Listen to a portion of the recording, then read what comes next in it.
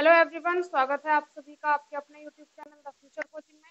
तो जैसा कि आप सभी जानते हैं कि हम क्या पढ़ रहे हैं, हिंदी में रस को पढ़ रहे हैं। ठीक है, तो हमने कहा था कि जो रस होता है वो काव्य का क्या होता है, सौंदर्य होता है। हमने रस की परिभाषा को पढ़ा। भरत मुनि के नाट्य शास्त्र के अनुसार रस कितने प्रकार के होते हैं, हिंदी के अनुसार रस कितने प्रकार के होते हैं। हमने कल की क्लास में श्रृंगार रस को पढ़ा, हास्य रस को पढ़ा, रौद्र रस को पढ़ा। आज की क्लास में हम उनसे आगे वाले रसों को क्या करेंगे, उनका अध्ययन करेंगे। ठीक है, तो जैसा कि मैंने पहले भी कहा था कि रस को पढ़ना, उसे रटना नहीं है, उसको क्या करना है, उसको पढ़ना है और अप्लाई करना है। आपसे मैंने कहा था कि भाई आप क्या करें, जितने भी हमारे कवि होते हैं आप उनको जरा सुनना शुरू करें। ठीक है, तो आपको जो रस होते हैं वो आराम से खुद ही समझ में आ जाएंगे कि कौन से रस की बात की जा रही है। संयोग रस है, वियोग रस है, हास्य रस है, रौद्र रस है, वीर रस है, कौन सा रस है। ठीक है, मैंने आपको एक दो कवियों के नाम भी बताए थे कि आप इन कवियों को सुनिए, तो ये पर्टिकुलर है कि भाई हाँ ये इसी रस के लिए ये क्या है, फेमस है। हर एक कवि अपना एक रस या किसी भी वो रस को लेकर ही क्या करता है, काव्य पाठ करता है। चाहे तो वो हास्य रस पे करेगा, चाहे वो वीर रस पे करेगा। ठीक है, जैसे राम भदावर हैं, एक कवि हैं, युवा कवि हैं। ठीक, तो राम भदावर जी क्या करते हैं, वो वीर रस के प्रति क्या करते हैं, अपनी काव्य पाठ जो करते हैं उनके काव्य पाठ में वीर रस का हमें भाव मिलता है। ठीक है, वो कवि पद्मावती के बारे में किस्सा सुनाते हैं। ठीक है, वो देश की जनता के लिए जो भ्रष्टाचारी होते हैं उनके लिए वो किस्सा सुनाते हैं। तो अपनी कविता के माध्यम से लोगों को जागरूक भी करते हैं और ये भी बताते हैं कि हाँ कोई अगर रहा था तो वो पूरी कहानी को एक क्या कर देते, काव्य के रूप में करके सुनाते हैं। तो ऐसे कवियों को हमें सुनना चाहिए। उन्हें दरअसल क्या होता है कि ऐसे लोगों को थोड़ा डर नहीं होता कि हम अगर इस तरह का काव्य पाठ करेंगे तो कोई हमें क्या कहेगा। राइट, तो कवियों को तो खैर डर होता ही नहीं है कि भाई हम क्या कर रहे हैं, उनको तो केवल क्या करना है, कुछ भावनाएं होती हैं, कुछ वाक्य होते हैं, उनको काव्य पाठ के जरिए और उसमें रस का आनंद देके वो क्या करते हैं, उसको सुनाते हैं, ताकि लोगों को लग सके कि हाँ भाई हम किसी क्या कर रहे हैं, हम किसी एक रस का या हम किसी एक काव्य पाठ को सुन रहे हैं। और हमें पता चलता है कि हाँ ये जो काव्य पाठ हो रहा है ये किसके अनुसार है, ये किसके लिए हो रहा है, हमें आराम से पता चल जाता है। ठीक है, तो इसी तरह से अपने रस के अध्ययन को आगे हम कंटिन्यू करते हुए आज का जो हम रस होगा उसे पढ़ेंगे। तो आज का जो हमारा रस है, आज हम पढ़ेंगे करुण रस को।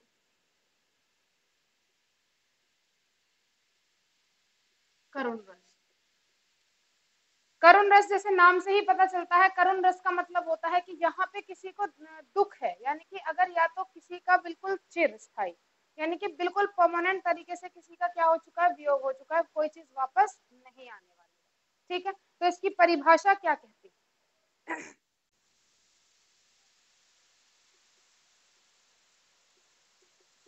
इसकी परिभाषा कहती है कि किसी प्रिय व्यक्ति से, किसी प्रिय व्यक्ति से चिर वियोग और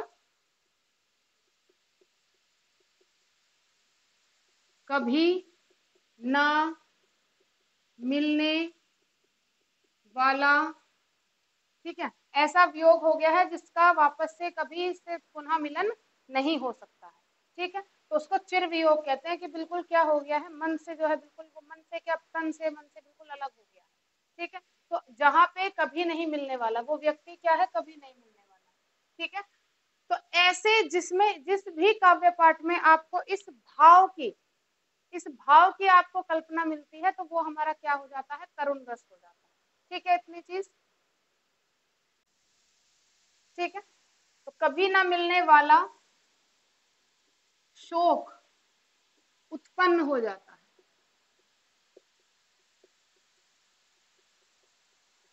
तो ऐसे भाव को क्या कहते हैं, ऐसे भाव को कहते हैं करुण रस। ठीक है, अब बात करते हैं कि भाई इसका स्थायी भाव क्या है। तो अधिकतर तो यही पूछा जाता है कि भाई इसका स्थायी भाव क्या होगा। स्थायी भाव, इसका स्थायी भाव होता है शोक, दुख। ठीक है, स्थायी भाव क्या हुआ, शोक। बाकी की बात करते हैं, विभाव क्या होता है, अनुभाव क्या होता है, संचारी भाव क्या होता है। ठीक है,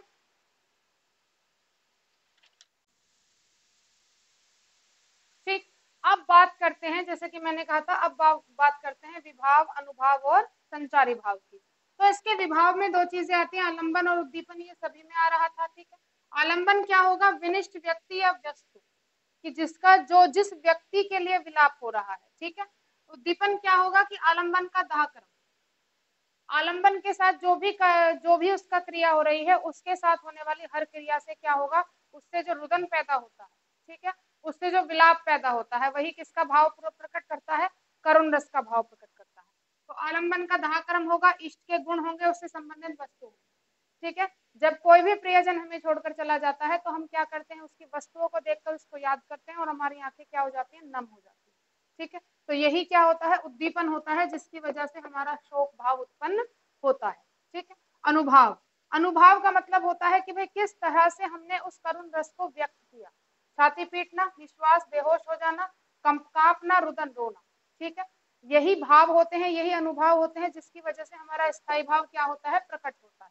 संचारी भाव, क्या क्या भाव हमारे मन के अंदर जो इस अनुभाव को और हमारे स्थायी भाव को प्रकट करने में मदद करते हैं, वो होता है निर्वेद, मोह। हम किसके लिए ज्यादा विलाप करेंगे? जिससे हमें ज्यादा मोह होगा, है ना, या जो हमारे लिए क्या होगा? अच्छे काम करेगा, या कोई ग्लानि हमारे मन में रह जाए कि ऐसा काश हो जाता, ठीक है, या कोई श्रम हो कि भाई इस तरह की कोई मेहनत करता है बहुत ज्यादा लेकिन सफलता नहीं मिलती है, तो उसके पीछे उसका जो संचारी भाव आ जाता है वो श्रम आ जाता है, ठीक है। उन्माद, शोक होता है, ठीक। तो ये सारे उसके क्या हो गए? ये सब होते हैं करुण रस के उसके भाव, उसके अंग, ठीक, कि जिसकी वजह से पूरा करुण रस हमें क्या करता है? ये देखने को मिलता है कि हाँ, यहाँ पे रुदन भी है, कंपन भी है, यहाँ पे हमारा विलाप भी है, कुछ वस्तुएं भी हैं, उस विनिष्ट व्यक्ति का क्या हो रहा है? उसका दाह कर्म हो रहा है या कुछ भी, ठीक है। तो ये सारी चीजें क्या बताती हैं? ये सारी चीजें बताती हैं करुण रस। इसका जो एक कहते हैं कि भाई उदाहरण, उदाहरण क्या कहता है इसका, ठीक। अब उदाहरण इसके बहुत बहुत से हो जाते हैं, जैसे हमने कह दिया कि कल ही हुए थे हल्दी के पीले हाथ, ठीक है, कि कुछ इस तरह से है एक पूरी कविता, मुझे अभी पूरी कविता ये याद नहीं है, ठीक है। तो कुछ और उदाहरण हम इसमें देख सकते हैं, जैसे तो करुण रस का उदाहरण, उदाहरण में जैसे आ जाता है कि भाई हाय रुक गया यही संसार, बना सिंदूर अनल अंगार, वातहत लतिका वह सुकुमार, पड़ी है छिन्नाधार, ठीक है। तो क्या हमारा उदाहरण हो गया? उदाहरण में हम जब भी बात करते हैं, उदाहरण का मतलब होता है कि उसमें हमारी जो बातें होगी वो किसको व्यक्त करेंगी? वो इन सारे भावों को व्यक्त करती है, ठीक है। तो जैसे कहते हैं हाय रुक गया यही संसार,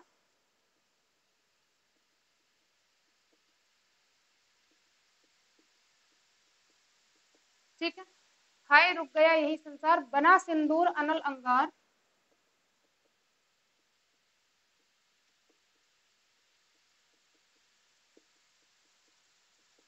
वातहत लतिका, वातहत लतिका, वातहत लतिका वह सुकुमार, पड़ी है छिन्नादार,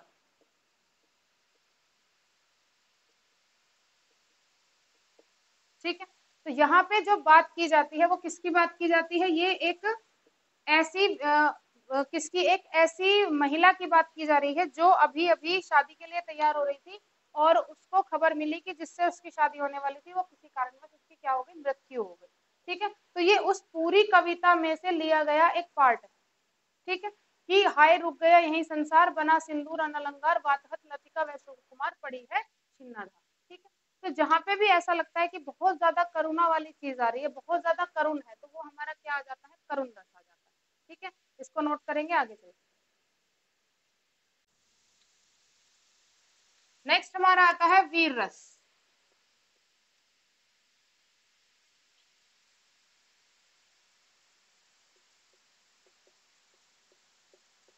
किसकी बात करेंगे? अब बात करेंगे वीर रस, ठीक। तो वीर रस नाम से ही पता चलता है कि भाई हमें इस रस में किसी वीर व्यक्ति या किसी वीर वीरांगना की जो कहानी होगी उसका जो हमारा क्या रहेगा? उसका जो दृढ़ संकल्प रहा होगा दीनों की दुर्दशा को देखते हुए या अपने शत्रु को मिटाने का जो दम होता है उसको एक काव्य के रूप में सुनाना ही, उस भाव को ही हम क्या कहते हैं? वीर रस कहते हैं, ठीक है। तो यहाँ पे हम क्या लिख सकते हैं? इसकी परिभाषा क्या कहती है?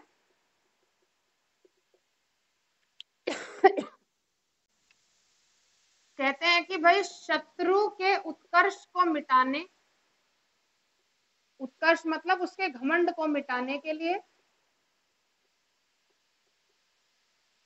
दीनों की दुर्दशा को देखकर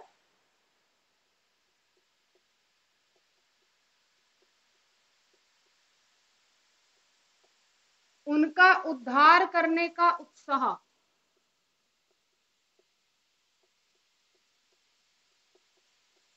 उत्साह, उसे ही क्या कहते हैं, उस भाव को वीर रस कहते हैं। ठीक है, यानी कि सीधी सीधी बात है कि अगर कोई भी व्यक्ति है, वीरता का प्रमाण मिलता है भारत के इतिहास में बहुत ज्यादा, ऐसे ऐसे वीर रहे हैं कि मतलब मर जाएंगे लेकिन किसी के आगे झुकेंगे नहीं, वो वीरता होती है। ठीक है, एक होता है घमंड, हाथ में कुछ है नहीं लेकिन झुकना है नहीं। ठीक है, दूसरी होती है वीरता, कैपेबल है, कोई धोखा दे दे बात अलग है, भाई अपने अंदर इतनी क्षमता है कि अपने आप को नहीं झुकाएंगे चाहे कुछ भी हो जाए, जैसे महाराणा प्रताप। ठीक है, महाराणा प्रताप क्या हो गए कि मृत्यु को प्राप्त कर लिया खुद से, लेकिन कभी भी किसी भी मुगल के सामने खुद का सर नहीं झुकाया, तो ये होती है वीरता। ठीक है, ऐसे नहीं है कि भाई आपके पेरेंट आपसे कुछ कह रहे हैं और आप कह रहे नहीं हम तो झुकेंगे ही नहीं, हम तो ये बात मानेंगे, वो वीरता नहीं होती, उसको मूर्खता कहते हैं। ठीक है, क्लियर है बात इतनी। अब बात करते हैं इसके भाव। तो वीर रस है, स्थायी भाव क्या होगा, ठीक है, उसका अनुभाव क्या होगा, उसका विभाव क्या होगा, ठीक, बात करते हैं उसी। ठीक है, तो इसका स्थायी भाव क्या होगा, स्थायी भाव होगा उत्साह। ठीक, विभाव, विभाव में दो चीजें आती हैं, एक आता है आलंबन और दूसरा आता है उद्दीपन। तो इसका आलंबन क्या होगा, अत्याचारी शत्रु जिसके लिए भाव उत्पन्न हुआ है। ठीक है, उद्दीपन क्या होगा, शत्रु का पराक्रम। ठीक है, कॉमन सी बात है, जिससे लड़ने जा रहे हो वो भी क्या नहीं, कमजोर तो है नहीं, इसीलिए उसने अपनी क्या है, अपने पराक्रम को वहां दिखाने की कोशिश की है, उसका अहंकार और उसके यश की इच्छा, ये क्या होता है, ये उद्दीपन होता है। इन्हीं कार्यों की वजह से सामने वाले ने उस पर आक्रमण करने का, उसको हराने का एक दृढ़ संकल्प लिया था। अनुभाव, अनुभाव होता है कंपन, धर्मानुकूल आचरण, प्रहार करना। संचारी भाव है आवेग, गर्व, मति, चपलता, उत्सुकता। ठीक है, अब मुझे उम्मीद है कि बार बार तो मुझे इन्हें समझाने की आपको जरूरत नहीं पड़ेगी, अब तक हर रस में मैंने आपको समझाया कि क्या अनुभाव है, क्या संचारी भाव है। ठीक है, तो अब आप यहाँ तक की चीजें अपने आप से कर सकते हो आराम से, कोई दिक्कत वाली बात नहीं है। ठीक है, अब चलते हैं वीर रस के उदाहरण की तरफ। ठीक है, उदाहरण क्या कहता है, उदाहरण का मतलब होता है कि जिसको सुनकर आपके रोंगटे खड़े हो जाए। ठीक है, जिसको सुनकर आपका जो मन है एकदम क्या हो जाए कि हाँ, उसका जो एक इमेजिनेशन है एक वीरता के रूप में बने। जैसे अगर मैं महाराणा प्रताप की बात करूं तो उनका एक उदाहरण बड़ा अच्छे से याद आता है कि चढ़ चेतक तलवार उठा, चढ़ चेतक तलवार उठा, रखता था भूतल पानी, रखता था भूतल पानी को। ठीक है, राणा प्रताप सर काट काट,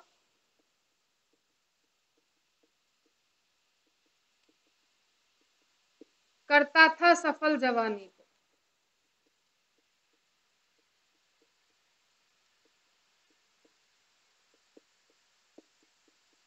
ठीक है, ये पूरा एक क्या है, राणा प्रताप और उनका घोड़ा चेतक, जिसने उनका पूरा पूरा साथ दिया था हर युद्ध में हर तरह से। ठीक है, उनका एक पूरा काव्य शास्त्र लिखा हुआ है, उनके बारे में पूरा एक काव्य पाठ किया गया है, उसमें से एक ये पाठ लिया गया है कि चढ़ चेतक तलवार उठा, रखता था भूतल पानी को, राणा प्रताप सर काट काट, करता था सफल जवानी को। ठीक है, या हम कह सकते हैं कि भाई बुंदे ले हर बोलो के मुंह, हमने सुनी कहानी थी, खूब लड़ी मर्दानी वो तो झांसी वाली रानी थी, वीर तुम बढ़े चलो, धीर तुम बढ़े चलो। ठीक है, तो ये सारी जितने भी, जहां पर भी आपको ऐसा लगे कि आपको एक उत्साह जागृत किया जा रहा है, तो वहां पर क्या होगा, वहां पर आपका क्या रहता है, वीर रस रहता है। ठीक है, इसको नोट करेंगे, आगे चलते हैं। चलिए अब स्टार्ट करते हैं अद्भुत रस। ठीक, अब आपको क्या करना है, मैंने अब यहाँ पे परिभाषा अब इसकी नहीं बताऊंगी, कारण क्योंकि आप ये भाव के अनुसार क्या कर सकते हो, परिभाषा को बना सकते हो। ठीक है, तो इसकी परिभाषा आपको खुद बनानी है। क्या करनी है इसकी परिभाषा, इसकी परिभाषा आप खुद बनाओगे। ठीक है, कैसे बनाओगे, अद्भुत रस का स्थायी भाव होता है आश्चर्य विस्मय, आलंबन होता है आश्चर्य उत्पन्न करने वाले पदार्थ, उद्दीपन होता है अलौकिक वस्तु का दर्शन या फिर श्रवण, अनुभाव होता है रोमांच, दांतों तले उंगलियां बना, आंखें चौड़ी हो जाना, ठीक है। संचारी भाव होता है उत्सुकता, जब आप किसी चीज ऐसी चीज के बारे में सुनते हैं जो बहुत ज्यादा विस्मय है तो उत्सुकता जाग जाती है उस चीज को और ज्यादा सुनने की। आवेग, भ्रांति, हर्ष, मोह, ठीक है। तो अद्भुत रस की परिभाषा क्या कहेगी इनके अनुसार, वो आप अपने आप लिखेंगे, ठीक है। मेरे अनुसार क्या कहती है कि जो भी वस्तु आश्चर्य उत्पन्न करे, ठीक है, या उसका श्रवण करवाए और आपको क्या कर दे, रोमांचित कर दे, तो ऐसे उत्पन्न भाव को क्या कहते हैं, अद्भुत रस कहते हैं, ठीक है। जैसे उदाहरण की अगर मैं बात करूं कि देख रावा माता माता ही निज, अद्भुत रूप अखंड, रोम रोम प्रति लगे कोटि कोटि ब्रह्मांड, ठीक है। तो ये उसकी बात की जा रही है जब श्री कृष्ण ने अपना मुंह खोल मिट्टी खा ली थी और माता ने कहा था कि भाई जरा मुंह खोलो, हम देखना चाहते हैं तुमने मिट्टी खाई कि नहीं खाई, ठीक है। तो वो अपनी तोतली भाषा में कहते हैं कि नहीं खाई है, ठीक। लेकिन जब वो मुंह खोलते हैं तो माँ यशोदा को पूरा ब्रह्मांड उसमें नजर आ जाता है और वो एकदम स्तब्ध रह जाती हैं, बैठी की बैठी रह जाती हैं कि हाय राम, ये मेरे बच्चे को क्या हो गया, है ना। तो वो आश्चर्य होता है कि मिट्टी के अनुसार उन्होंने क्या कर दिया, पूरा ब्रह्मांड उनके मुख में नजर आ रहा था। तो देख रावा माता ही निज, अद्भुत रूप अखंड, रोम रोम प्रति लगे कोटि कोटि ब्रह्मांड। तो ये हमारा क्या होता है, ये हमारा बात होती है किसकी, अद्भुत रस। इन्हीं के अनुसार क्या बनाई जाती है, परिभाषा बनाई जाती है जो आपको बनानी है, ठीक है। आज की क्लास में हम ये 3 ही रस रखेंगे, इनका रिवीजन कीजिए अच्छे से। अगली क्लास में हम आगे के रसों को पढ़ेंगे। तब तक के लिए थैंक यू सो मच। देखते रहिए, पढ़ते रहिए।